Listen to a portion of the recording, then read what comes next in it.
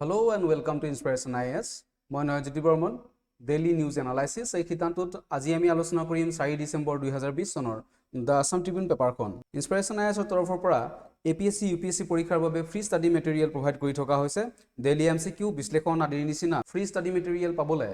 আপোনালোকে আমাৰ website www.inspirationis.org ত login কৰিব পাৰে লগতে আমাৰ social media platform Facebook Instagram YouTube আৰু টেলিগ্ৰামৰ পৰা আপোনালোকে আমাৰ ষ্টাডি মেটেৰিয়েল ডাউনলোড কৰিব পাৰে আমাৰ UPSC APSC ফাউণ্ডেশ্যন বেটছৰ অনলাইন অফলাইন দুইটা মাধ্যমতে ক্লাছ চলি আছে আপোনালোকে নিজকে এনৰোল কৰিবলৈ আমাৰ ৱেবছাইট অথবা আমাৰ ফোন নম্বৰত যোগাযোগ কৰিব পাৰে APSC প্ৰিলিমছ 2021 ৰ বাবে অল আসাম ফ্ৰী মক টেষ্ট সিৰিজ অহা 6 ডিসেম্বৰ ৰবিবাৰৰ পৰা ষ্টাৰ্ট হ'বলৈ গৈ আছে আপোনালোকে নিজকে ৰেজিষ্টাৰ কৰিবলৈ আমাৰ ৱেবছাইটত থকা লিংক অথবা আমাৰ ফোন নম্বৰত যোগাযোগ কৰিব পাৰে এটা চাওঁ হওক আজি আসাম ট্ৰিবিউনখনৰ ইম্পৰ্টেন্ট টপিক কেইটা কি আছে প্ৰথম ইম্পৰ্টেন্ট টপিকটো হৈছে Indo-Bangla border talks next important topic film on Lachit Borphukan তাৰ পিছত আহিব আপোনাৰ best police station of India আৰু একেবাৰে শেষত আমাৰ ৰেগুলাৰ হিটান কুইজ হিটান So the first important topic, Indo-Bangla border talks to be held in Guwahati. So the first important topic is Indo-Bangladesh border talks. India আৰু বাংলাদেশৰ মাজত এখন ডাইৰেক্টৰ জেনাৰেল লেভেলৰ বৈঠক এখন হ'বলৈ গৈ আছে আৰু এখন প্ৰথমবাৰৰ বাবে যেটো আমাৰ নেশ্যনেল ক্যাপিটেল আছে দিল্লীৰ বাহিৰত হ'বলৈ গৈ আছে হেয়া কোড হ'ব আমাৰ গুৱাহাটীত হ'ব আৰু হেখন আপোনাৰ 22 ডিসেম্বৰৰ পৰা ষ্টাৰ্ট হ'ব বুলি এটা আশা কৰা গৈছে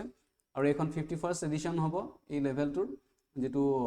বাইএনুৱেল মিটিং এখন হ'বলৈ গৈ আছে এখন বাইএনুৱেল বৈঠক আৰু ইণ্ডিয়াৰ সাইডৰ পৰা এক্সপেক্ট কৰি আছে যে তেওঁলোকে কিছুমান এজেন্ডা লৈছে যেনেকৈ জয়েন্ট বৰ্ডাৰ সিকিউৰিটি মেনেজমেন্ট তেওঁলোকে চাব আলোচনা কৰিব যে যেটো আমাৰ দুইখন দেশৰ যেটো বৰ্ডাৰ তাৰ যেটো সিকিউৰিটি হ'ব লাগে সেই মেনেজমেন্টটো কেনেকৈ কৰিব তেওঁলোকে আলোচনা কৰিব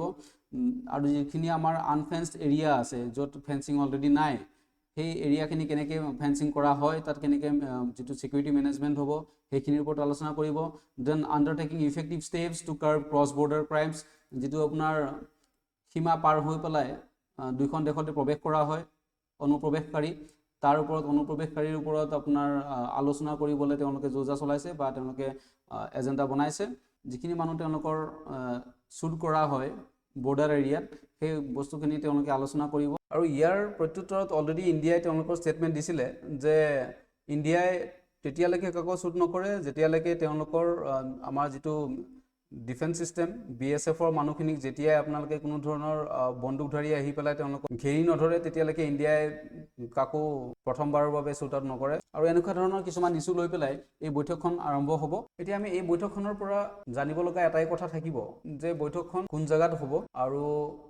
কাৰ মাজত হ'ব দেন এখন কিমান নম্বৰ বৈঠক হ'ব আৰু ইয়াৰ লগত ৰিলেটেড আমি কেইটামান কথা আমি চাই লৈছো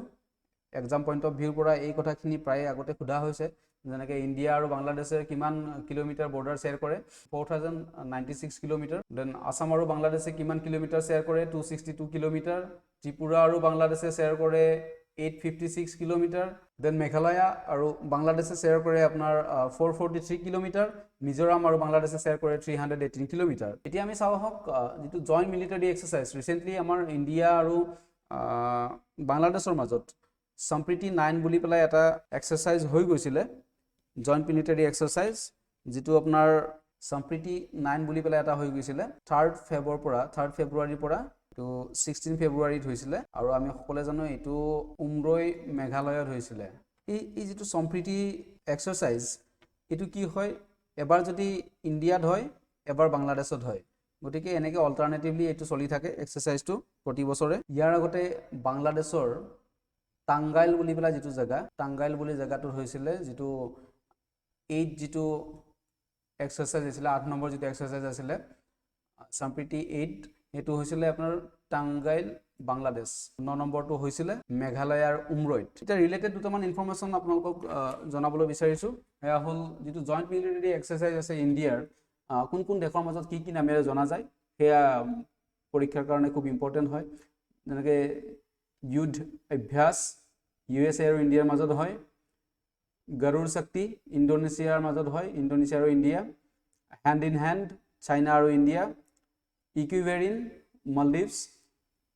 কুৰুক্ষেত্ৰ সিংগাপুৰ আৰু ইণ্ডিয়াৰ মাজত হয় মিত্ৰ শক্তি শ্ৰীলংকাৰ মাজত হয় নোমেডিক এলিফেন্ট মংগোলিয়াৰ মাজত হয় ইণ্ডিয়া আৰু মংগোলিয়া দেন ধৰ্মগাৰ্জেন এটো হয় ইণ্ডিয়া আৰু জাপানৰ মাজত মৈত্ৰী ইণ্ডিয়া থাইলেণ্ড আৰু সম্প্ৰীতিটো গম পালো আমি বাংলাদেশ আৰু ইণ্ডিয়াৰ মাজত হয় এটা ৰিলেটেড কোৱেশ্চন আপোনালোকলৈ আগবঢ়াইছো Assam shares its boundary with how many other states of India অসমে ভাৰতৰ আন কেইখন ৰাজ্যৰ লগত বাউণ্ডাৰী শ্বেয়াৰ কৰে 5খন ৰাজ্যৰ লগত 6খন ৰাজ্যৰ লগত 7খন ৰাজ্যৰ লগত নে 8খন ৰাজ্যৰ লগত আপোনালোকে আমাৰ কমেন্ট সেকশনত শুদ্ধ উত্তৰটো আমালৈ পঠাওক আমি ভিডিওটো শেষৰ ফালে আপোনালোকলৈ যি ইয়াৰ কাৰেক্ট আনসাৰ হেয়া প্ৰভাইড কৰিম এতিয়া হওক আজিৰ সেকেন্ড ইম্পৰ্টেন্ট টপিকটোলৈ আগবঢ়ো film on Lachit Borphukan Jahnu Barua to direct film on Lachit Borphukan অসমৰ প্ৰখ্যাত বোলছবি নিৰ্মাতা জাহ্নু বৰুৱা দেৱে তেখেতে এনাউন্স কৰিছে যে তেখেতে এখন হিন্দী সিনেমা বনাবলৈ গৈ আছে সো আমাৰ সকলোৰে শ্ৰদ্ধাৰ লাচিত বৰফুকন তেখেতৰ ওপৰত এখন নেশনাল লেভেলত হিন্দী বোলছবি বনাবলৈ গৈ আছে আৰু সেই ফিল্মখন 2022 চনলৈ তেখেতে এক্সপেক্ট কৰিছে যে 2022 চনত সেই ফিল্মখন কমপ্লিট হ'ব এতিয়া এক্সাম পইণ্ট অফ ভিউৰ পৰা আমি জানিব লগা কথাখিনি আমি আলোচনা কৰি লওঁ জাহ্নু বৰুৱা দেৱৰ বিষয়ে অকণমান জানি লওঁ যে হি হেজ বিন কনফাৰ্ড পদ্মশ্ৰী পাইছিলে তেখেতে 2003 চনত পদ্মভূষণ পাইছিলে তেখেতে 2015 চনত আৰু সাগৰলৈ বহুদূৰ সিনেমাখনৰ কাৰণে তেখেতে বেষ্ট ডাইৰেক্টৰ পাইছিলে 1995ত then gets world peace prize in Chicago international film festival in 2015 for সাগৰলৈ বহুদূৰখনৰ কাৰণে আকৌ এটা প্ৰাইজ পাইছিলে তেখেতে গেটছ ৱৰ্ল্ড পিচ প্ৰাইজ বুলি পেলাই চিকাগো যি ইণ্টাৰনেশ্যনেল ফিল্ম ফেষ্টিভেল আছিলে তাত দেন বেষ্ট ডাইৰেক্টৰ পাইছিলে সেই একেখন সিনেমাতে at Brussels International Independent Film Festival in 1996 একেতৰ বিষয়ে আৰু অকমান ইনফৰমেশন আমি গেদাৰ কৰাটো ভাল এই কথাখিনি আমাৰ অসমৰ যে আৰ্ট এণ্ড কালচাৰ তাৰ বাবে খুবেই প্ৰয়োজনীয় যেনেকৈ অজেয় সিনেমাখন তেখেতৰ আছিলে আৰু এখনৰ কাৰণে তেখেতে বেষ্ট ফিচাৰ ফিল্ম যিখন আছিলে আসামিছত এখন পাইছিলে 2013 চনত বান্ধন ছবিখনৰ কাৰণে তেখেতে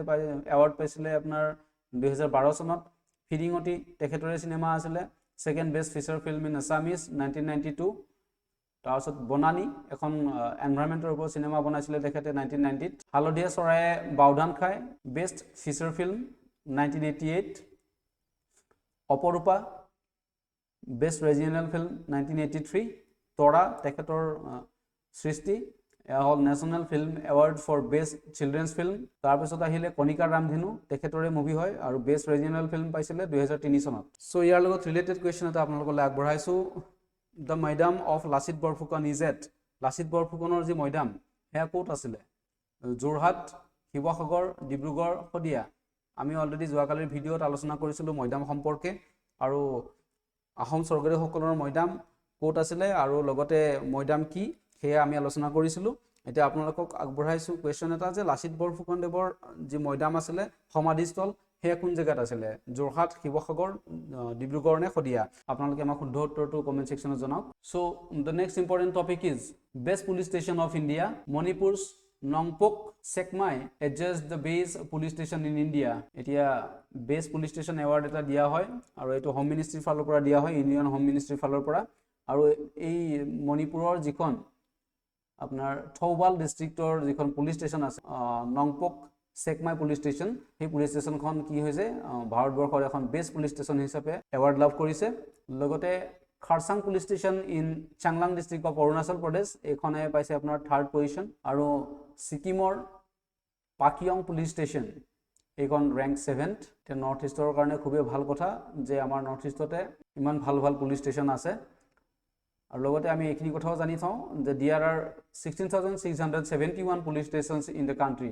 আমাৰ দেশত 16,671খন পুলিচ ষ্টেচন আছে সো আপোনালোকলে অন্তিমটো কোৱেশ্চন আগবঢ়াইছো এয়া হ'ল the Indian navy day is celebrated on কোনটো তাৰিখে সেলিব্ৰেট কৰা হয় Indian navy day 28 November 2 December 3 December আৰু 4 ডিসেম্বৰ সো আজিলে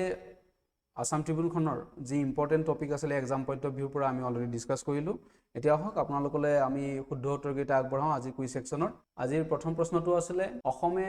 ভাৰতৰ আন ৰাজ্যসকল কেইখনৰ লগত বাউণ্ডাৰী শ্বেয়াৰ কৰে বৰ্ডাৰ আৰু সেয়া হ'ল শুদ্ধ উত্তৰটো 7খন দ্য মৈদাম অফ লাচিত বৰফুকন যোৰহাট আৰু the Indian navy day celebrated on 4th December আশা কৰিছো আপোনালোকলৈ আগবঢ়োৱা ইনফৰমেশন লগতে কোৱেশ্চনখিনি আপোনালোকে ভাল পাইছে আগলৈ আমাৰ এনে ধৰণৰ ভিডিঅ'সমূহ পাবলৈ আপোনালোকে আমাৰ ইউটিউব চেনেল সাবস্ক্ৰাইব কৰক লগতে আমাৰ ফেসবুক পেজ হেয়া লাইক কৰিব পাৰে আজিলৈ ইমানখিনিয়ে ধন্যবাদ